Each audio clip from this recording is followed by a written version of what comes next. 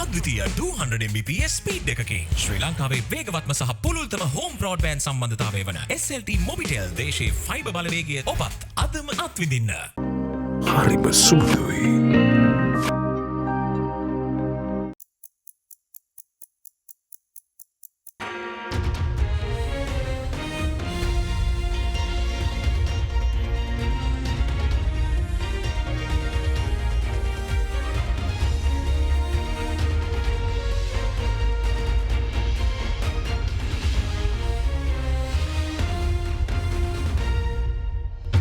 Tonight on First at 9, this Tuesday the 18th of July 2023. Devolution of power. President Ranil Wickremesinghe says the 13th Amendment with full powers will be implemented, excluding police powers. Win-win situation. World Bank Vice President of the South Asian region, Martin Reiser says successful implementation of reforms benefits both Sri Lanka and the creditors. And I do hope that China, together with the other official creditors, will move and will be true to the commitments that they made to the IMF board and to the Sri Lankan authorities. Hopes China and creditors will fulfill their commitments pledged to the IMF in supporting Sri Lanka's debt restructuring efforts. And ultimately, this should be in the interest of the creditors too, because if the reform program is successful, if the reforms are sustained and continue, ultimately the country is going to do better. That's going to open up more opportunities for them. No resignation. Health Minister says he will not resign, despite the allegations levelled against him by unions and opposition parties. Alliance Finance මෙතුරු රන්නයි සේවාවෙන් රන් පවුම්කට රුපියල් 1,70,000ක ඉහළ අත්තිකාරමක්. ඔබේ විශ්වාසය දිනු සෙන්සුරයින් දැන් ළඟමැති ෆාමසියෙන් ලබාගත හැක. This is AdaDerana First at 9. Live from Studio 24 in Colombo. Good evening and welcome to First at 9. I'm Shanella Fernando in your top stories for tonight. In a bid to devolve power to the provinces, President Ranil Wickremesinghe said the 13th Amendment will be implemented, excluding the police powers. During a meeting with the Tamil parliamentarians representing the North and the East, the President said that the anti-corruption law will undergo committee stage amendments in the Parliament tomorrow, and amendments proposed by the Supreme Court will be considered. President Ranil Wickremesinghe today held a meeting with the Tamil parliamentarians representing the North and East. Implementation of the 13th Amendment, constitutional amendment to safeguard full powers of the Provincial Council under List 1 with the exception of police powers, and B, also to include specific functions in List 3 in the Provincial Council list, subject to agreement among political parties in Parliament.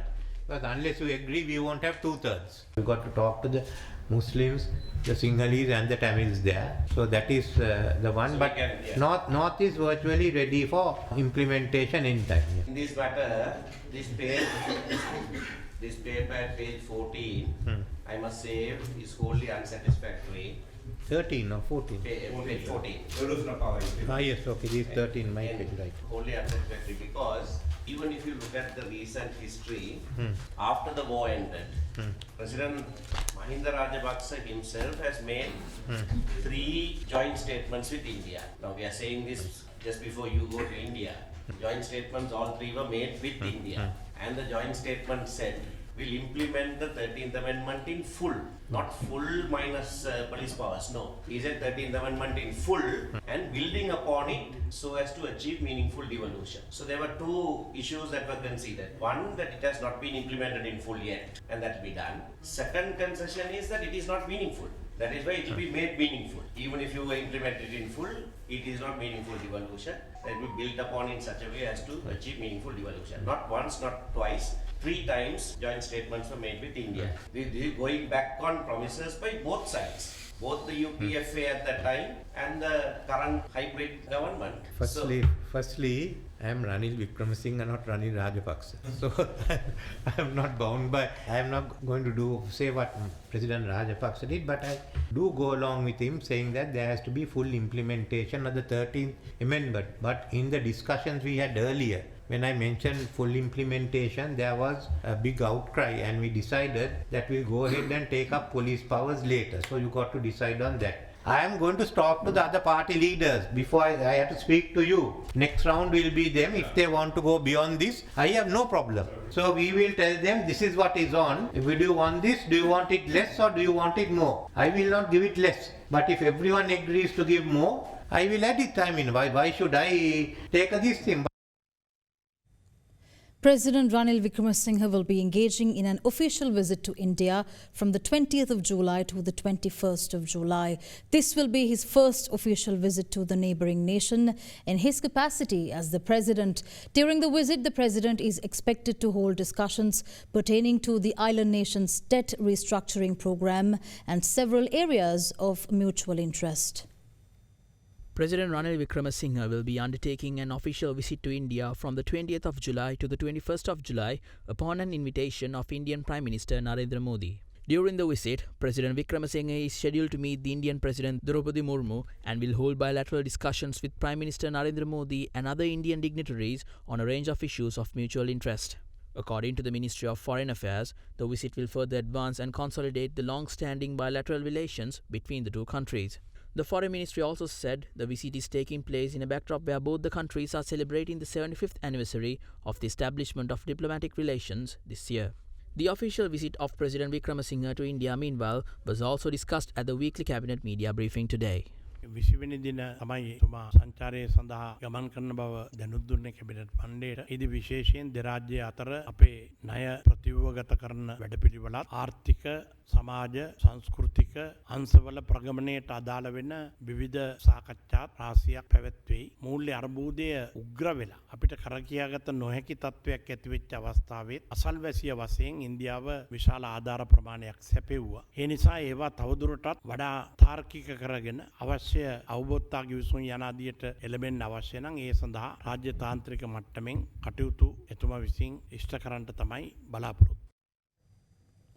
World Bank's Vice President for the South Asian region, Martin Reiser, is hopeful that the creditors, including China, will fulfill their commitments in supporting Sri Lanka to restructure its debt. Speaking to Indivari Amuwatta during our current affairs program at Hyde Park on AdaDerana 24 during his visit to Sri Lanka, World Bank's regional vice president is of the view that successful implementation of reforms benefit both Sri Lanka and the creditors as it creates opportunities for both the parties. Further, Martin Reiser also highlighted the importance of Sri Lanka achieving the debt targets outlined by the IMF to develop its credit worthiness.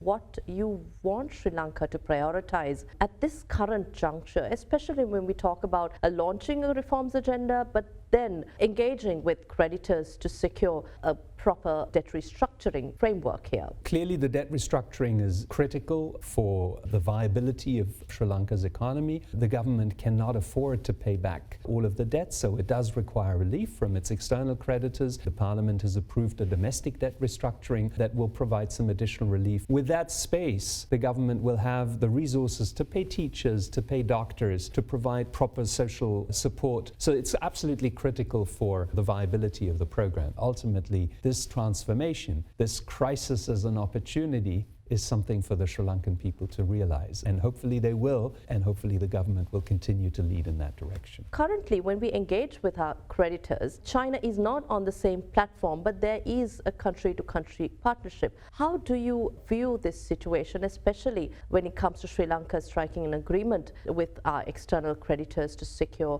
a sustainable debt treatment strategy? Well, the IMF went to their board with financial assurances from all of the major official creditors. That's a condition for them to go to the board. Those financial assurances mean that China, together with the other creditors, the ones of the Paris Club, the ones associated with but not in the Paris Club, will offer a debt relief on comparable terms. And this is now what is being discussed with the official creditors. What is the cutoff date? How exactly do you define the comparable treatment? 2 rounds of meetings have been held so far. We hope that a 3rd meeting will be held relatively soon. And yes, time is important. And I do hope that China, together with the other official creditors, will move and will be true to the commitments that they made to the IMF board and to the Sri Lankan authorities. I just hope that we reach a positive conclusion soon, because Sri Lanka really need that space. Otherwise, a lot of the other things that we've just been talking about are going to be very difficult to deliver. So I think there is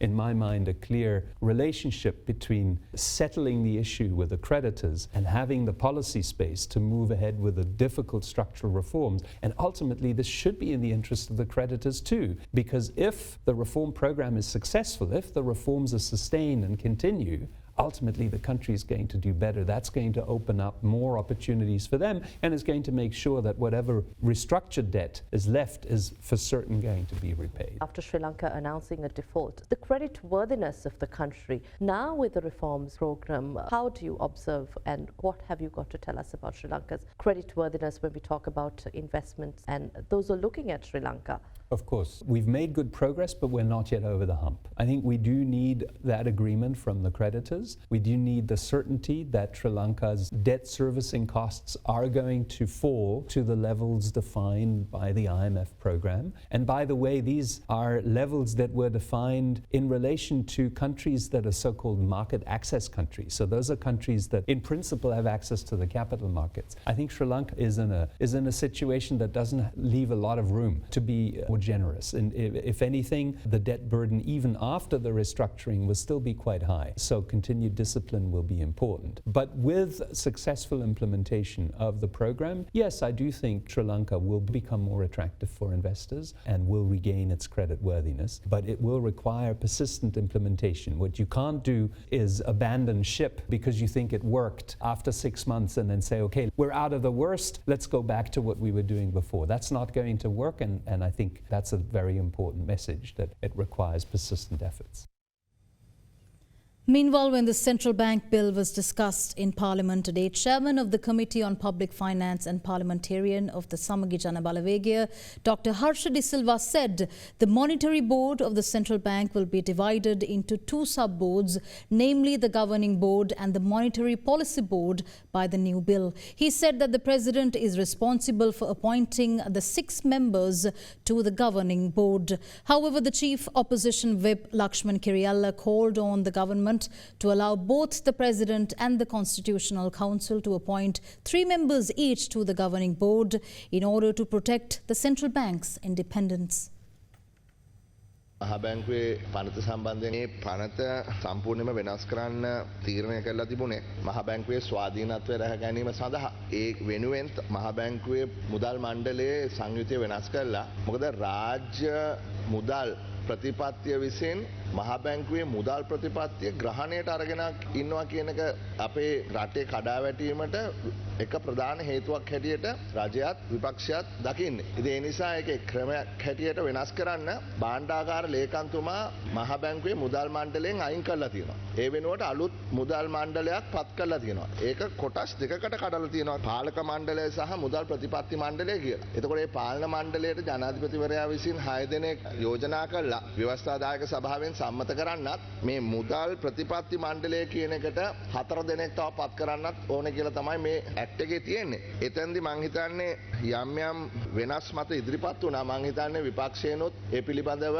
සංශෝධන වගේක් ඉදිරිපත් කරන්න බලාපොරොත්තු වෙනවා. මහ බැංකුවට මුදල් අච්චු ගැසීමේ බලය සම්පූර්ණයෙන්ම නවත්තන්න ඕනේ කියලා තමයි කලින් යෝජනා වුණේ. පස්සේ ඒකට ශ්‍රේෂ්ඨාධිකාරණයේ මැදිහත් වීම මත යම් සහනයක් ඉතාමත්ම සුළු වින්ඩෝ එකක් ලබා දීලා තියෙනවා පාර්ලිමේන්තුවට හදිස්සියම අවස්ථාවකදී මහ බැංකුව හරහා මුදල් අච්චු ගන්න. ඒක අපි සාකච්ඡා කළා. ඒ අවස්ථාව ලබා දීලා තියෙනවා. අත වශයෙන්ම කතානායකතුමා මේක ආණ්ඩු පක්ෂයත් විපක්ෂයත් බොහෝ දෙනාගේ කැමැත්ත මත මේක ඉදිරිපත් වෙන්නේ. නමුත් විපක්ෂය කෙටුම්පතට සංශෝධන වගේක් ඉදිරිපත් කරන්න බලාපොරොත්තු වෙනවා. දැන් රජය කියන්නේ සෙන්ට්‍රල් බැංක් බිල් එක ගේන්නේ මහ බැංකුවට ස්වාධීනත්වයක් දෙන්න කියලා. නමුත් මේ පනතේ 6 දෙනෙක් විධායකයෙක් පත් කරනවා. ඒතකොට 6 දෙනෙක් විධායකයෙක් පත් කරුවාම මහ බැංකුවට ස්වාධීනත්වය එන්නේ කොහොමද කියලා පැහැදිලි කරන්න ඕන. අපි යෝජනා කරනවා 3 දිනක් විදායකය 3 දිනක් ව්‍යවස්ථාදායක සභාවේ පත් කරන්න කියලා.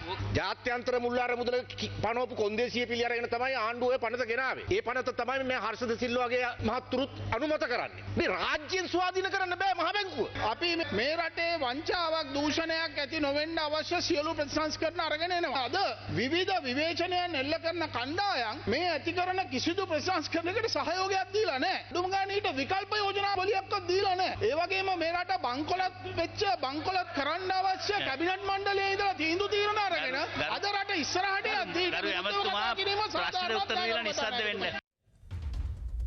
Health Minister to remain in office despite the allegations levelled against him. More news on the other side of this break. Stay with us.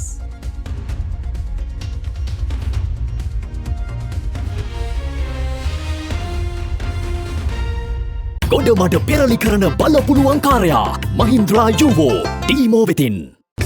වැඩම ගොඩයි ගොඩම තමයි ස්වරාජ් ට්‍රැක්ටර් ටීමෝ වෙතින්. අපේ ගෙදරත් ආපිකෝ මෙට්‍රස් තමයි. මාදිලි රසකින් යුත් මෙට්ටලුවේ ප්‍රමුඛයා ආපිකෝ මෙට්‍රස් සැපනින්දට සැප මෙට්ට.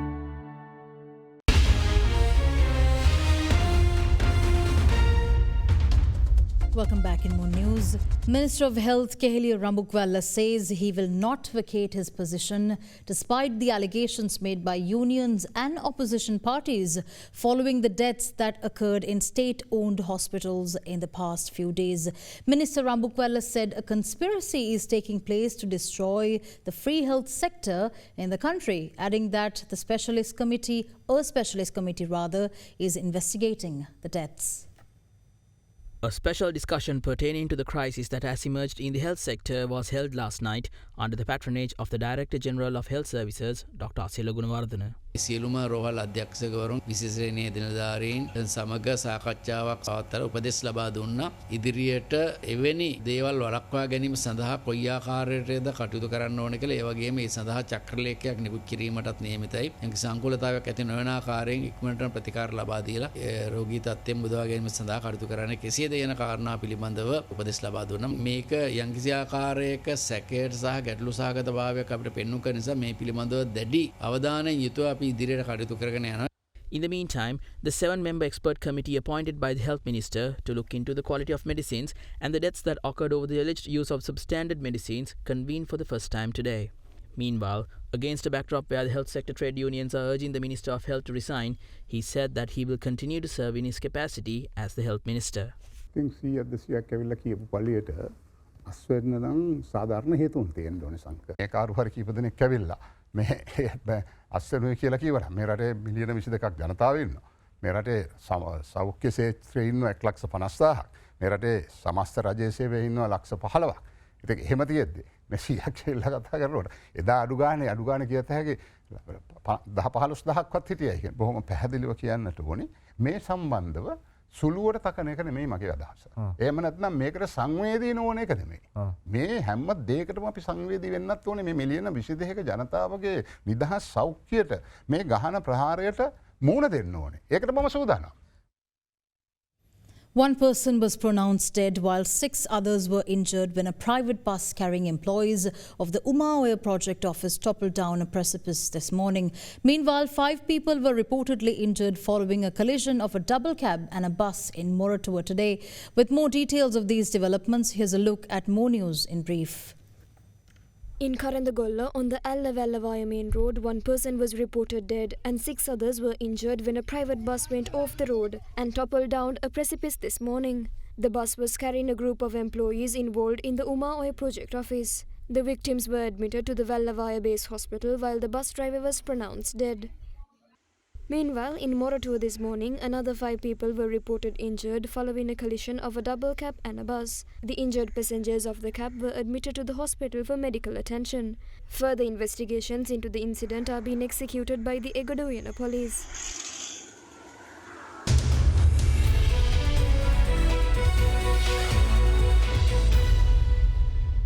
In business news, the Colombo Bourse closed higher today, aided by gains in financials and consumer staple stocks, with the turnover crossing 3.1 billion rupees. The Colombo Stock Exchange All-Share Index settled up 0.63% at 10,796.07 points, extending gains for a 12th straight session, its longest streak of gains since early August in 2022.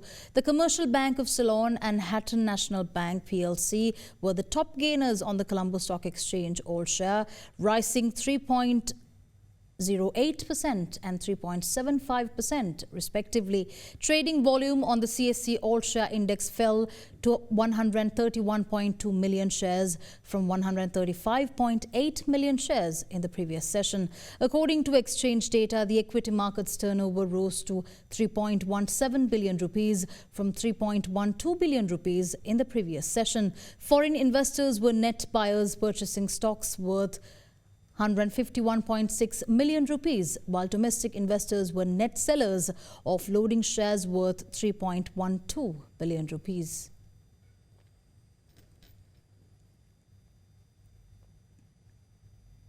Now let's take a look at how the rupee traded against other major currencies during the day.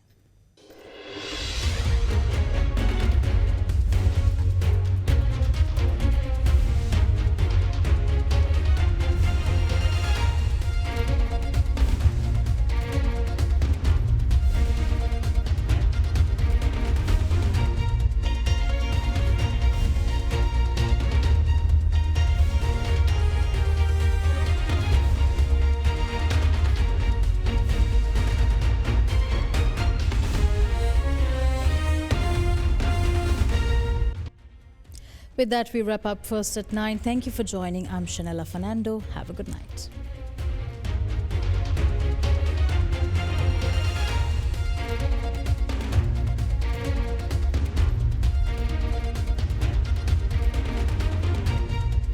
For news and information you can trust 24 hours a day, visit AdaDerana.lk.